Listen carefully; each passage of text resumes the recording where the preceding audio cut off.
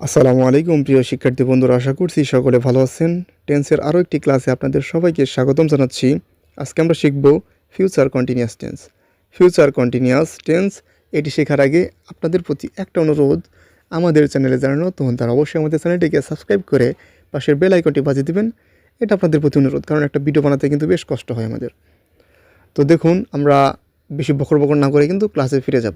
Future continuous tense ভবিষ্যতে চলমান যদি কোনো কাজ বোঝায়, তাহলে যদিও এটি একটু কম ব্যবহৃত হয়, তারপরে কিন্তু আমরা প্রায়শই মানে ভবিষ্যতে কন্টিনিউয়াসের বাক্যগুলো দেখতে পাই। ফিউচার কন্টিনিউয়াস টেন্স হলো এমন একটি টেন্স যা ভবিষ্যতে কোনো নির্দিষ্ট সময়ে কোনো কাজ চলমান থাকবে বোঝায়। অর্থাৎ বুঝতেই পারছেন, কন্টিনিউয়াস মানে হচ্ছে চলমান বোঝাবে এবং ভবিষ্যৎকালে বোঝাবে এবং নির্দিষ্ট সময় বোঝাবে। তাহলে কি সেটা ফিউচার কন্টিনিউয়াস টেন্স। চেনার উপায় কি? যে বাক্যে নিচের শব্দগুলো থাকবে, কি থাকবে? সাধারণত এখানে আপনার কি থাকে? তে থাকবে। কি থাকবে? তে থাকবে। শুধু একটাই দিয়ে দিয়েছে এখানে, তে থাকবে। তে থাকবে থাকলেই দেখবেন যেটা কি আপনার ফিউচার কন্টিনিউয়াস টেন্স। কীভাবে তে থাকবে আমরা যখন এক্সাম্পল দেবো তখন আমরা বুঝতে পারবো। আর এই স্ট্রাকচারটা খুব ভালো করে মনে রাখবেন। Subject plus will be plus ভার্বের সাথে আইএনজি প্লাস অবজেক্ট। ভার্বের সাথে অবশ্যই আইএনজি হবে, আমি বলেছি। কন্টিনিউয়াস থাকলেই ভার্বের সাথে আইএনজি যোগ হবেই। আর ফিউচার ইনডিফিনিটে শুধু আপনার শ্যাল বা উইল ছিল, আর এখানে কি শ্যাল বি অথবা উইল বি। আমি আগে বলেছি শ্যাল সাধারণত ব্যবহার করে না ফিউচারে, বর্তমানে উইল বি ব্যবহার করে দিলেই যথেষ্ট। এই জন্য উইল লিখে দিয়েছি আমি। আমরা এক্সাম্পলে চলে আসি। দেখুন, প্রথমে আমি বলেছি আমি আগামীকাল এই সময়ে পড়াশোনা করতে থাকবো। এই দেখুন, তে থাকবো, তে করবো, তে ঘুমাবো, এরকম যদি থাকে তাহলে কি সেটা আপনার কন্টিনিউয়াস মানে কি? মানে ফিউচার কন্টিনিউয়াস। তাহলে কি এটা আপনার চলমান ভবিষ্যতে আর কি বোঝাচ্ছে। একটা কাজ চলমান থাকা অবস্থায় বোঝাবে আর কি। আমি, সাবজেক্ট হলো, সাবজেক্টের পর কী হবে? উইল বি হবে। উইল বি বসালাম, সাবজেক্ট প্লাস উইল বি পড়েছিলাম স্ট্রাকচারে। তারপরে কি এখানে ভার্ব কোনটা? মানে করতে থাকবো। কি করতে থাকবো? পড়াশোনা করতে থাকবো। তিনটা শব্দের অর্থ কিন্তু একটা, কি সেটা? স্টাডি, মানে পড়াশোনা করা, তাই না? তাহলে কি স্টাডিং হবে। I will be studying. তারপরে বাকি অংশটা কী রইলো? অবজেক্ট কি এখানে আছে? আগামীকাল এই সময়ে কী করতে থাকবো? পড়াশোনা করতে থাকবো। এটা তো ভার্বের ক্ষেত্রেই হলো আর কি।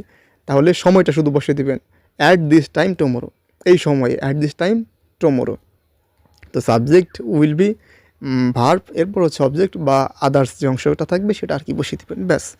এরপর যদি আমরা এক্সাম্পলটা দেখি, এখানে বলা হয়েছে সে সন্ধ্যায় বই পড়তে থাকবে। তে থাকবে তার মানে কি? সে সন্ধ্যায় বই পড়তে থাকবে, একটা চলমান কাজে থাকবে আর কি। তো কি সাবজেক্ট হচ্ছে শি, তারপরে উইল বি বসাবেন, পড়তে থাকবে। পড়া অর্থ কি? রিড। একটা হচ্ছে পড়াশোনা করা, পড়াশোনা অর্থ হচ্ছে আপনার স্টাডি, আর শুধু পড়া রিডিং। এ বুক, কী পড়বে?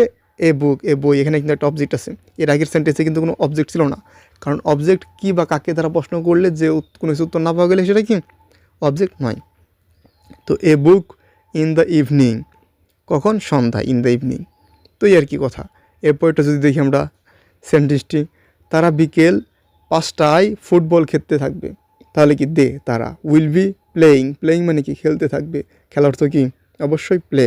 এর সাথে আইনজি যুক্ত হবে, কারণ কন্টিনিউয়াসের নাম আসলেই এর সাথে কী হবে? ভার্বের সাথে আইনজি যুক্ত হবে। কি খেলবে? ফুটবল খেলবে। ফুটবল সময়ের পর কয়টায়? 5টায়, অ্যাট 5 PM, অর্থাৎ বিকেল 5টায়। এরপর যদি আমরা দেখি আরও একটি উদাহরণ, আমরা আগামী সপ্তাহে ভ্রমণ করতে থাকবো। আগামী সপ্তাহে আমরা কি ভ্রমণ করতে থাকবো? ভবিষ্যতে চলমান কাজ বোঝাচ্ছে। উই উইল বি ট্রাভেলিং অর্থ কি? ভ্রমণ করতে থাকা। তো ট্রাভেলের সাথে আইনজি যুক্ত হবে। ট্রাভেলিং কখন? আগামী সপ্তাহে, নেক্সট উইক। এই হচ্ছে আপনার ফিউচার কন্টিনিউয়াস নিয়ে সকল কথা। তো আপনার স্ট্রাকচার পারলে আর চেনার উপায়গুলো পারলে আসলে এই টেন্সগুলো খুব বেশি কঠিন নয়, একদম সহজ আছে। তো ভালো করে ভিডিওটি দেখুন। একবার না মানে দেখে না বুঝলে বারবার দেখুন, 3-4 বার দেখুন, ডাউনলোড করে রাখুন, তাহলে আরও ভালো করে বুঝতে পারবেন আশা করছি। তো আশা করছি আমাদের ভিডিওটি ভালো লেগেছে। ভালো লাগলে অবশ্যই আমাদের চ্যানেলটি সাবস্ক্রাইব করবেন, এটা আপনাদের প্রতি অনুরোধ। সকলকে ধন্যবাদ। সকলে ভালো থাকবেন, সুস্থ থাকবেন। আসসালামু আলাইকুম।